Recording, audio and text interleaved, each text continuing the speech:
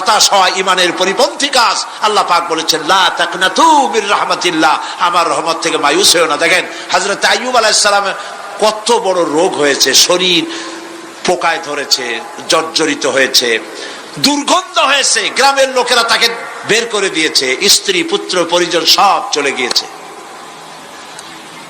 এমনকি জিহ্বায় যখন পোকা ধরল, হযরত আইয়ুব আলাইহিস সালাম আল্লাহ রাব্বুল আলামিনের দরবারে ফরিয়াদ করলেন, আন্নী মাসসানিয়াদ-দুররু ওয়া আনতা আরহামুর রাহিমিন। আয় আল্লাহ, আমি অসুস্থ হয়ে পড়েছি, আমি রোগাক্রান্ত হয়েছি, আর তোমার নাম রহমান রহিম, তুমি আমাকে রোগ মুক্ত করো। হযরত আইয়ুব আলাইহিস সালাম আল্লাহর দরবারে ফরিয়াদ করলেন, রব্বুল আলামিন সারা শরীরে পোকায় জর্জরিত হয়ে গেছে, এখন আমার জিহ্বায় পোকা ধরেছে, মাবুদ গো আমি তোমার কাছে ফরিয়াদ করি আমার জিহ্বায় পোকা দিও না, কারণ জিহ্বাটাও যদি নষ্ট হয়ে যায় তাহলে তোমার মতো আল্লাহর জিকির আমি কি দিয়া করব। হযরত আইয়ুব আলাইহিস সালাম আল্লাহ পাকের কাছে যখন এ ধরনের ফরিয়াদ জানালেন, রব্বুল আলামিন তাকে তার রোগ মুক্ত করে দিলেন, তার স্ত্রী পুত্র সব আল্লাহ রব্বুল আলামিন ফিরাইয়া দিলেন। সুবহানাল্লাহ। সুতরাং মুমিন ব্যক্তি, কোরআন শরীফে সব আছে, কোরআনের মতো শ্রেষ্ঠ ওয়াজের কিতাব পৃথিবীতে আর শুধু বোঝার দরকার। বিপদে যত বড় বিপদ আসুক, কোন বিপদে মুমিন ধৈর্য হারাবে না। হযরত ইয়াকুব আলাইহিস সালামের ছেলে ইউসুফ আলাইহিস সালামকে যখন তিনি হারায় ফেললেন, তিনি অধৈর্য হয়ে গেছিলেন নাকি? অধৈর্য হন নাই। কারণ আমি আমার বক্তৃতার সূচনায় বলেছি, আমরা কল্যাণ বুঝি না, অকল্যাণও বুঝি না।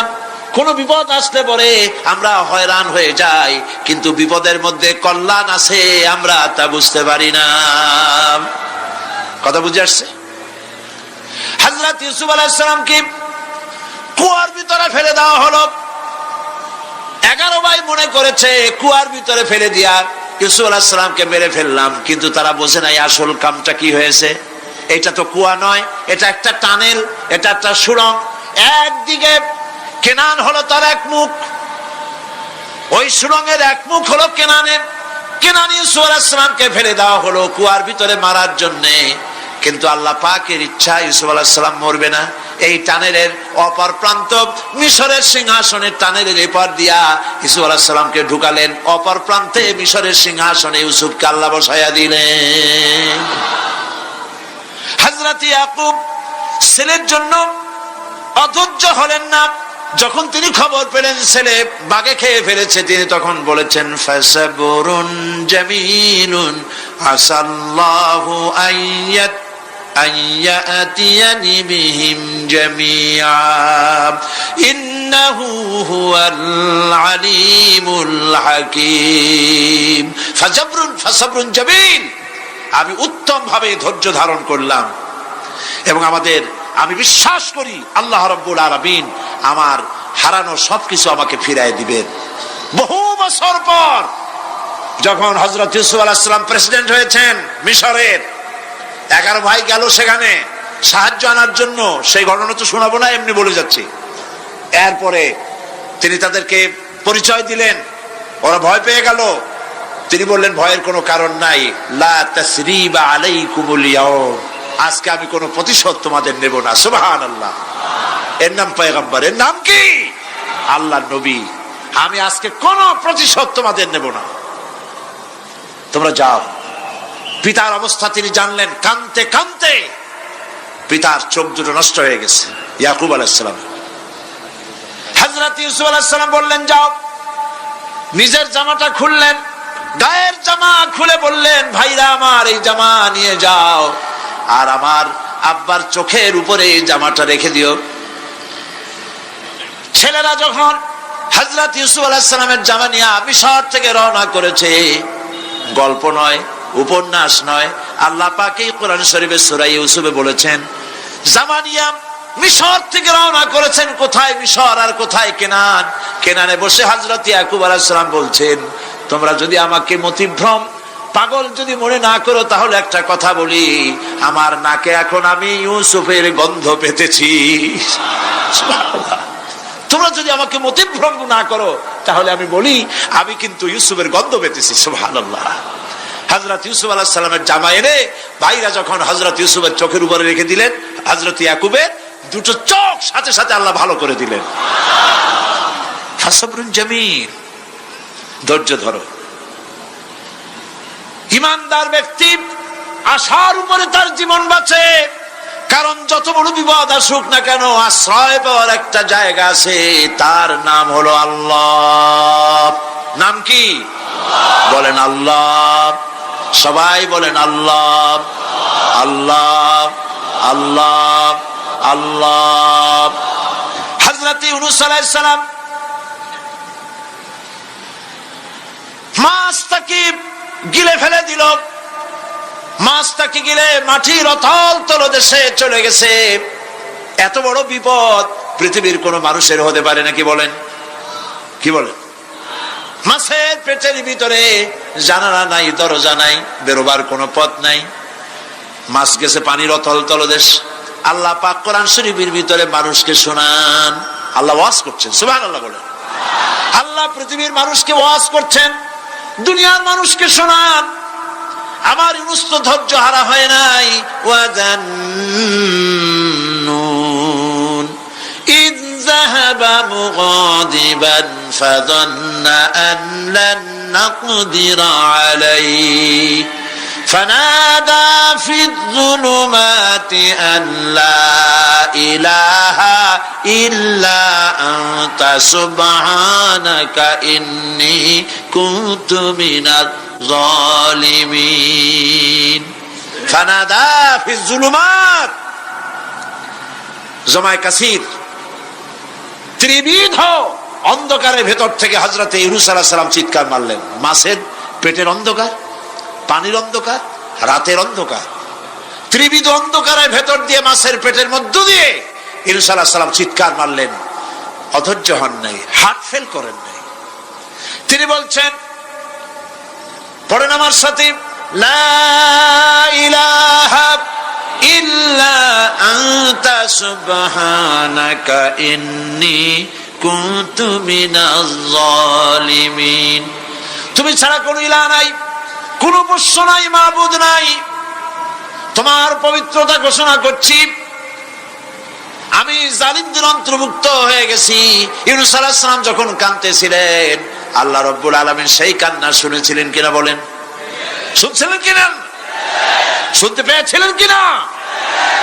পানির ভিতরে কেউ শোনে নাই, মাছের পেটের ভিতরে ইউনূস আলাইহিস সালাম কিভাবে চিৎকার করছেন, মাছের পেটের ভিতরের আওয়াজ পানির ভিতরে কেউ শোনে নাই, জমিনের কেউ শোনে নাই, অন্তরিক্ষে কেউ শোনে নাই, সাত আকাশের ভিতরে কেউ শোনে নাই, কিন্তু আরশে আজিমের মালিক আল্লাহ রব্বুল আলামিন শুনতে পেয়েছেন।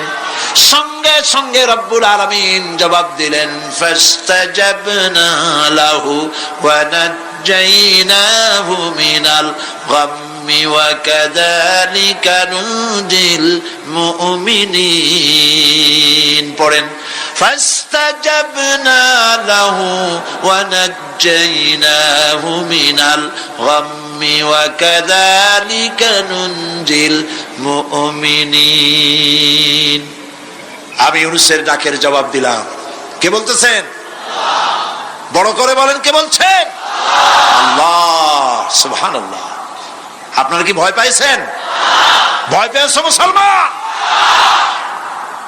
আল্লাহ রাব্বুল আলামিন বলেন, আমি আমার ইউনূসের ডাকের জবাব দিলাম। শুধু জবাব দেই নাই, আমি ইউনূসকে তার মাছের পেটের ভিতর থেকে বাঁচায় দিলাম। মাছের পেটের মধ্যে বেদনা শুরু হয়ে গেল। এমন বেদনা হয়েছে মাছ এখন বমি না করে পারে না। কথা বুঝতে পেরেছে? মাছ এখন বমি না করে পারে না। পানির উপরে মাছ ভেসে উঠল। আল্লাহ কোরআন শরীফের ভিতরে বলছেন, মাছ সাতরায়া কিনারায় চলে গেল। ইউনূস আলাইহিস সালামকে বমি করে ফেলে দিল। ইউনূস আলাইহিস সালাম বেঁচে গেলেন। আল্লাহ পাক বলেন শুধু ইউনূসকে বাঁচাইলাম না, বরং আমি সকলের জন্য আশার বাণী শোনাই, শোনো মুমিনেরা। ওয়া কাযালিকা নুজিল মুমিনিন, মুমিন বান্দা যারা যত বড় বিপদ আসুক আমারে ডাকো, আমি বিপদ দিয়ে বাঁচাই দেব। সুবহানাল্লাহ, বিপদ থেকে আমি বাঁচাই দেব। আল্লাহ পাক বলেছেন ফাইন্না মাআল উসরি ইউসরান, ইন্না মাআল উসরি ইউসরা। জেনে রাখো, দুঃখ এবং কষ্টের পরে রয়েছে সুযোগ সুবিধা, আর অসচ্ছলতার সাথে রয়েছে উদার সচ্ছলতা। যত বড় বিপদ আসছে এই বিপদের পরে আল্লাহ পাক তার গোলামদের উপরে রহমত নাজিল করবেন ইনশাআল্লাহ। সুতরাং ঈমানদার লোকেরা, তাদেরকে আল্লাহ পাক বলছেন কোনো ভয় নাই, কোনো চিন্তা নাই, যত বড় বিপদে পড়ো আমারে ডাকো, আমি ডাকের সাড়া দিয়ে দেব। সবাই আল্লাহরে ডাকেন, সুবহানাল্লাহ ওয়ালহামদুলিল্লাহ লা ইলাহা ইল্লাল্লাহ। জোরে পড়েন সুবহানাল্লাহ ওয়ালহামদুলিল্লাহ লা ইলাহা ইল্লাল্লাহ, সুবহানাল্লাহ ওয়ালহামদুলিল্লাহ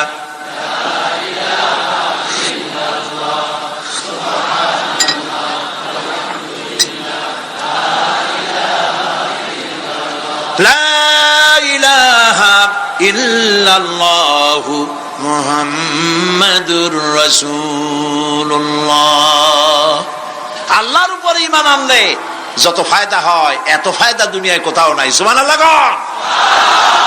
আল্লাহর উপর ঈমান আনার ৫ম নম্বরের ফায়দা কয়টা বলছি? 5টা বলছি। আপনাদের অসুবিধা হচ্ছে নাকি? তাড়াতাড়ি শেষ করতেছে। 6টা বলবো, এ হলো ৫ম নম্বর। তারপর আমরা দোয়া করব। দোয়ার দরকার আছে কিনা এই সময়? ৫ম নম্বরে আল্লাহর উপর ঈমান আনলে পরে আরেকটি বড় ফায়দা, সেটা হলো কঠিন এবং কঠোর বিপদে আল্লাহ পাক তার মধ্যে অবিচলতার এবং ধৈর্য ধরার তৌফিক দিয়ে দেন। সুবহানাল্লাহ। যত বড় বিপদ আসুক সেই বিপদে মুসিবতে আল্লাহ পাক মুমিনদেরকে আল্লাহর উপরে নির্ভরতা শিখায় দেন। সুবহানাল্লাহ। কারণ মুমিনদের জানা আছে যে ঈমানদারদের বিপদ নতুন কিছু নয়, একেবারে আদম আলাইহিস সালাম থেকে শুরু হয়ে আসছে, ঠিক কিনা? আদম আলাইহিস সালামের বিপদ হয় নাই? আদম আলাইহিস সালামের বিপদ কি? শয়তান। তার বিপদ কি? শয়তান ছিল বিপদ। প্রত্যেক নবীর সময় মানুষের নবীদের কষ্ট দিছে, দেয় নাই? বিশ্বকবি ইকবাল বলেছেন, সতীজা কা রহা হ্যায় अज़ल से तायम रोज, सतीजा का रहा है अज़ल से तायम रोज, चरागे मुस्तफा भी से शरारे बुलहबीस। আবহমান কাল থেকে শুরু করে মুহাম্মদ সাল্লাল্লাহু আলাইহি সাল্লামের চারাগকে, নূরকে, ঈমানকে, ইসলামকে নিভায়ে দেওয়ার জন্য আবু জাহেলের গোষ্ঠীরা চিরকাল চেষ্টা করেছে। সব চেষ্টা কর্পূরের মতো উড়ে গেছে, মুহাম্মদ সাল্লাল্লাহু আলাইহি ওয়াসাল্লামের চারাগ টিম টিম করে জ্বলতে রয়েছে। আল্লাহ পাক বলছেন, ইউরিদুনা লিইউতফিউ নূরাল্লাহি বিআফওয়াহিহিম ওয়াল্লাহু মুতিম্মু নূরিহি ওয়ালাউ কারিহাল কাফিরুন। ওরা চায় মুখের ফু দিয়া, কারা? কাফেরেরা। ইসলাম সহ্য করতে পারে না যারা, ওরা চায় মুখের ফু দিয়া আমার আলোটাকে নির্বাপিত করে দেবে। আল্লাহ পাক বলেন, ওয়াল্লাহু মুতিম্মু নূরি, আমি আমার নূরকে পূর্ণতা দান করব, তাতে কাফির বেঈমানদের মনের ভিতরে যত জ্বালা হোক, যন্ত্রণা হোক, ওদের কলজা যত পুড়ুক, ইসলাম তার বিজয় পতাকা নিয়ে উঠবে, কেউ ঠেকাতে পারবে না। আল্লাহ রাব্বুল আলামিন, আল্লাহ পাক বলছেন, وكذلك جعلنا لكل نبي عدوا من المجرمين আর এমনি করে আমি সকল নবীর শত্রু বানিয়েছি সব পাপিষ্ঠ অপরাধ প্রবণ লোকদের। শুনছেন কথা? শোনেন নাই? আল্লাহ পাক বলছেন দুনিয়ার সব নবীদের তাদের জন্য আমি শত্রু বানাইছি। কাদেরকে? যারা সবথেকে বেশি পাপিষ্ঠ অপরাধ প্রবণ। এরা হচ্ছে নবীর দুশমন। এরা সব নবীদের সাথে দুশমনি করেছে। আজও দেশের আলেমদের সাথে দুশমনি করে সবচাইতে বড় পাপিষ্ঠরা। এটা কোরআন। এটা কি? কোরআন। জোরে বলেন এটা কি? আল্লাহ রাব্বুল আলামিন বলছেন ওয়াকাযালিকা জাআলনা লিকুল্লি নাবিয়্যিন আদুওয়াম মিনাল মুজরিমিন। সব পাপীরা পাপিষ্ঠরা আমার দ্বীনের দাওয়াত যারা দেয় তাদেরকে জীবনের দুশমন মনে করে। কেন? শোনেন, আমি কারো আওয়াজ শোনাচ্ছি? কারো আওয়াজ শোনাচ্ছি? আমার আল্লাহর আওয়াজ। অপরাধটা কি? নবীদের বিরুদ্ধে, নবীর ওয়ারিস ওয়ারাসাতুল আম্বিয়া কারা? তো তাদের বিরুদ্ধে তাদের অপরাধটা কি? তাদের অপরাধ সম্পর্কে আল্লাহ নিজে বলেন وَمَا نَقَمُوا مِنْهُمْ إِلَّا أَنْ يُؤْمِنُوا بِاللَّهِ الْعَزِيزِ الْحَمِيدِ। এদের বিরুদ্ধে অ্যাকশন নেওয়ার আর কোনো অপরাধ ওদের নাই। ওদের একমাত্র অপরাধ ওরা আল্লাহর জমিনে আল্লাহর আইন প্রতিষ্ঠা করতে চায়। এটাই হচ্ছে অপরাধ। এই অপরাধে নবীদের শাস্তি হয়েছে। নবীরা মার খেয়েছেন, সাহাবায়ে কেরাম মার খেয়েছেন। আমরা তো সাহাবায়ে কেরামের জুতার ধুলার সমানও নই। সুতরাং এগুলি আমাদের পাওনা। এই রক্তের বিনিময়, জীবনের বিনিময় আল্লাহ পাক তার দ্বীনকে প্রতিষ্ঠা করবেন ইনশাআল্লাহ।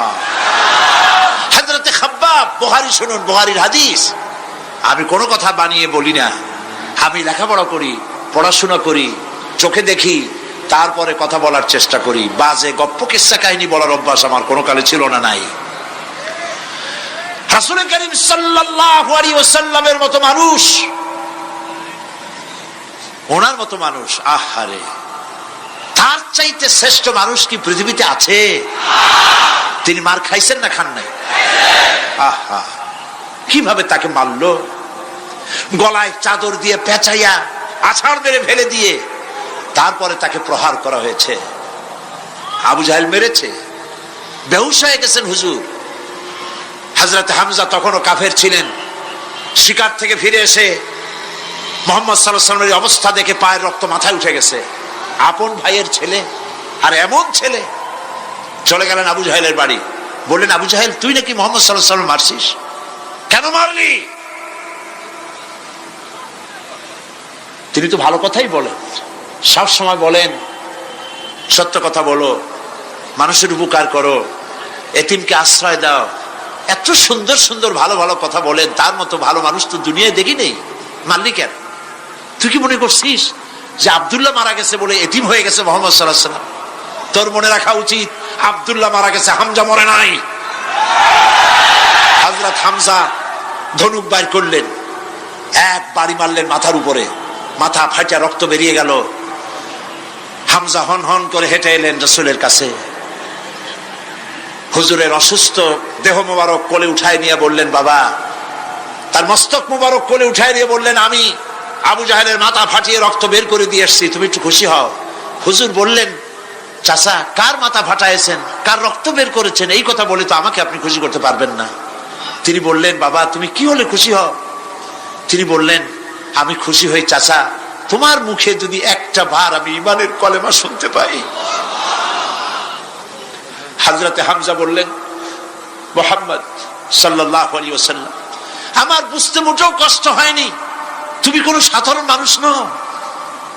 সাধারণ মানুষের প্রতিশোধে তুমি বিশ্বাসী হতে, খুশি হতে, প্রতিশোধে বিশ্বাসী হওনি। তুমি অবশ্যই আল্লাহর নবী।